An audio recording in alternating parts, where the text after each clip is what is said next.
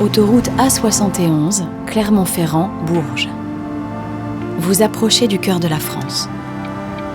Vous avez besoin d'une pause et de faire quelques cadeaux avant votre retour à la maison. Mais pas de station-service à l'horizon. Par contre, vous voyez le panneau Bourges Culture et Patrimoine. Vous espérez trouver là quelques trésors. Et vous visez juste. Saviez-vous que Jacques Coeur est né là, lui qui fut sans doute le plus grand commerçant de son temps? Il fit tourner les têtes des dames de la cour avec ses merveilles, avant que sa fortune ne le perde. Alors, gare à vos achats. Chaque histoire commence quelque part. Chaque voyage a son point de départ. Chaque légende a ses racines. Vous écoutez Panorama. Une aventure contée par Denis Podalides. Sortie 7, Bourges. Une blessure au cœur. Jacques Coeur et Agnès Sorel. À vaillant cœur, rien d'impossible. La devise figure en lettres d'or sur les armoiries de celui qui fut anobli par le roi en 1441. Fils de marchand de peau, devenu l'homme le plus riche du royaume, pour Jacques Coeur, rien ne semble impossible en effet. Mais rien non plus d'aussi probable que sa chute.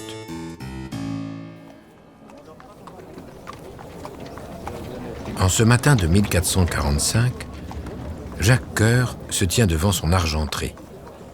À 40 ans révolus, auréolé du charme oriental de ses voyages au Levant et de sa stupéfiante réussite commerciale, sa tenue est resplendissante. Ses employés s'affairent pour mettre en ordre ses réserves qui débordent de trésors. Depuis l'aube, il attend la venue d'une personne de première importance que lui envoie le roi. Jacques Coeur est l'un de ses plus proches conseillers. Les deux hommes sont amis, ils se respectent. Sans doute, Charles VII l'admire-t-il aussi un peu. L'argentier du roi était à la tête d'un des tout premiers empires commerciaux au monde. Les routes, les ports, les navires, les échanges, les entrepôts qu'il avait mis en réseau faisaient de lui l'homme le plus influent du royaume. Depuis Bourges, qu'il avait vu naître, il avait tissé une toile d'araignée qui allait du nord de l'Europe jusqu'aux confins du Levant. Et ses entrepôts débordaient de trésors que les gens de la cour se pressaient d'acheter. Au fil des ans, la fortune amassée paraissait colossale. Il la mettait au service des grands du royaume, à commencer par le roi lui-même, dont il finançait les guerres, avec beaucoup de réussite d'ailleurs. On repoussa les Anglais, on récupéra Paris. À peu près tout le monde, de près ou de loin, était en affaire avec Jacques Coeur. Et l'homme se sentait intouchable.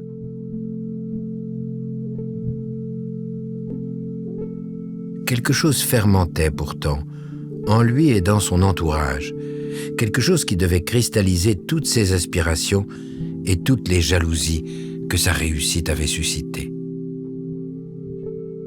De fait, le roi lui faisait confiance. Il s'était ouvert auprès de lui d'une rencontre qu'il avait faite il y a peu. Une femme, une très jeune femme, beaucoup plus jeune que lui, et si belle qu'elle l'empêchait de dormir la nuit. Son image le hantait. Il lui avait acheté pour 40 000 écus de bijoux, de pierres précieuses et d'étoffes. Pour lui complaire, il s'était prêté à l'exercice du tournoi et de la joute, à Nancy. Jacques avait ainsi vu se métamorphoser son bon roi. D'un naturel peu gracieux, de petite taille, le long nez, les genoux cagneux, renfermé, méfiant, le roi affichait désormais une vigueur nouvelle et une confiance que Jacques Coeur ne s'expliquait pas tout à fait. Fidèle à son épouse depuis son mariage, ils avaient eu 5 enfants et il n'envisageait pas d'autre manière de faire. Au loin, sur le pavé, devant son magasin, il entendit pourtant les pas des chevaux avancer. Un froissement de robe, Il s'attendait à l'apparition d'une femme. Il découvrit une divinité de l'amour. Elle avait de longs yeux, une peau plus blanche que le lait. Son décolleté découvrait ses épaules. Sa robe, derrière elle, traînait sur plusieurs mètres. Ses sourcils épilés, son front immensément beau et long, se prolongeait par une coiffe tourbillonnante au-dessus de son visage, que surmontait une pierre précieuse immense, un diamant taillé que Jacques reconnaissait pour l'avoir lui-même vendu à Charles VII. L'argentier du roi connaissait la réputation de grande beauté d'Agnès Sorel. Il n'en savait rien en réalité. Madame de Beauté souhaiterait visiter vos magasins, monseigneur. Jacques avait la tête qui lui tournait. Il arrivait à peine à se mouvoir. Agnès Sorel, la maîtresse du roi, s'était vue octroyer, entre autres propriétés, le château de Beauté-sur-Marne, d'où ce titre qui lui allait à la perfection. La dame de Beauté le regardait droit dans les yeux en souriant. « Monseigneur, le roi m'a appris que c'était auprès de vous qu'il s'était procuré ce diamant. Il ne sut me dire d'où venait cette merveille. J'en voudrais d'autres. » Jacques Coeur se fit violence pour réunir ses esprits. « De Golconde, madame. Des mines indiennes de Golconde. Le seul endroit au monde où l'on puisse extraire de la terre ces merveilles. Mais ce sont bien peu de choses au regard de l'éclat de vos yeux, bredouilla-t-il. La dame de Beauté traversa les entrepôts remplis de draps, de toiles et de fourrures, de cuir tanné, de robes, de manteaux et de coiffures, avec la grâce d'un jeune animal. Elle toucha les soieries de Damas, elle s'extasia devant les ivoires d'Extrême-Orient, les tapis de Perse, elle huma les parfums de l'Arabie, caressa les pierres précieuses du lointain continent indien, poussa un cri devant les perles de Ceylan et les porcelaines de Chine. Jacques Coeur fondait. À chaque geste, il semblait comprendre ce que signifiait le mot « vivre ». Agnès Sorel partit avec son équipage chargé d'étoffes, de soie, de robes, de bijoux et de pierres précieuses. Elle revint le mois suivant et le mois suivant encore, emportant à chaque fois pour des milliers d'écus de biens précieux. Mais le plus précieux était toujours de la voir, de lui parler, de l'entendre rire, de la voir bouger. À la cour, Jacques osait à peine la regarder. Tout ce qu'elle venait acheter dans ses magasins était destiné à attirer les bonnes grâces de son roi souverain. Pourtant, Agnès restait riante avec lui. Elle l'invitait, elle le choyait, elle le flattait. Dans le château du bois de Siramour, Agnès et le roi Charles se retrouvaient souvent pour vivre leur passion.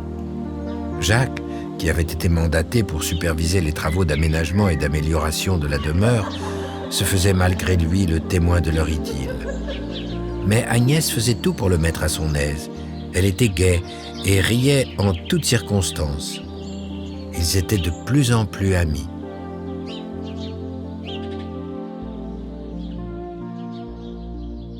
Sans doute fit-elle aussi beaucoup pour que Jacques bénéficiât encore de nouvelles prérogatives dans le royaume.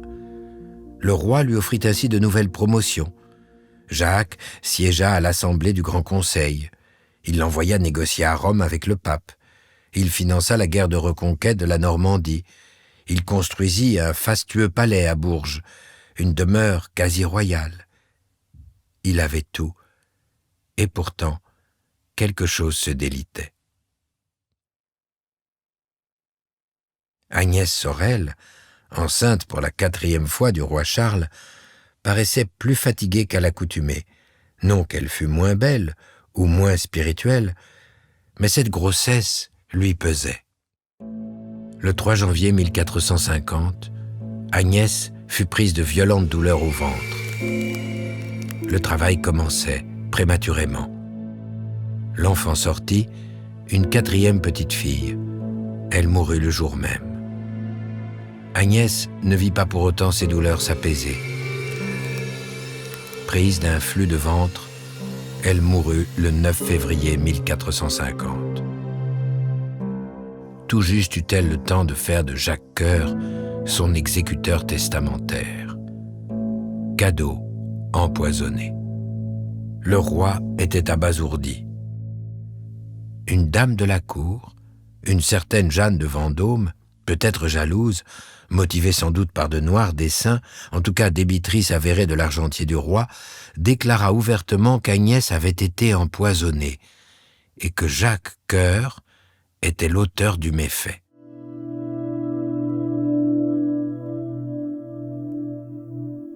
Jacques Coeur fut arrêté, c'est bien saisi. Le roi préleva sur sa fortune 100 000 écus pour guerroyer.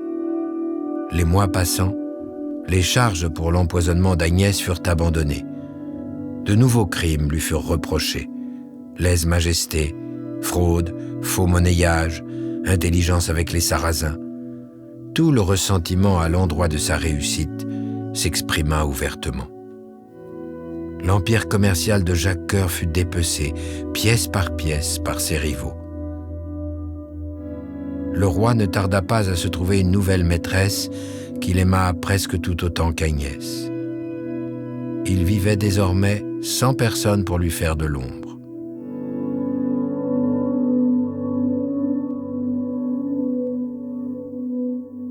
Jacques Coeur réussit à s'échapper de prison et trouva refuge à Rome, où le pape lui offrit de nouvelles missions. En croisade contre les impies, il échoue sur l'île de Chios, où, fatigué et malade, il mourut le 25 novembre 1456. Mais sa légende et son héritage, peut-être plus que celui de Charles VII, perdurent à travers les siècles.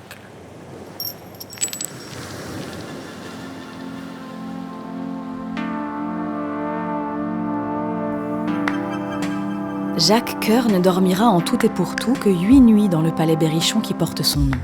Chef-d'œuvre de l'architecture civile au Moyen-Âge, il se visite tout au long de l'année. Mais la mémoire et le destin de Jacques s'incarnent aussi dans une série de monuments emblématiques. L'abbaye de Noirlac, les châteaux de Meilhan et d'Ainay-le-Vieil. La route Jacques Coeur permet de sillonner le Berry à la découverte de ses trésors cachés et de sa campagne.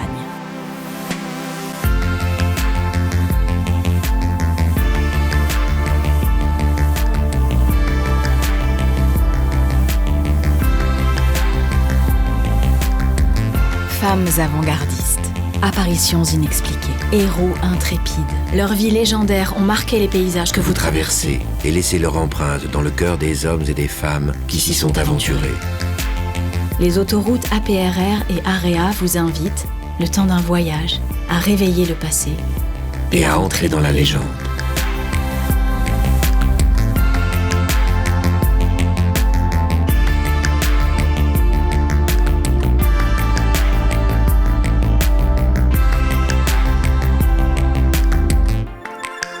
Vous avez écouté Panorama, avec les voix de Denis Podalides de la Comédie Française et Juliette Roudet.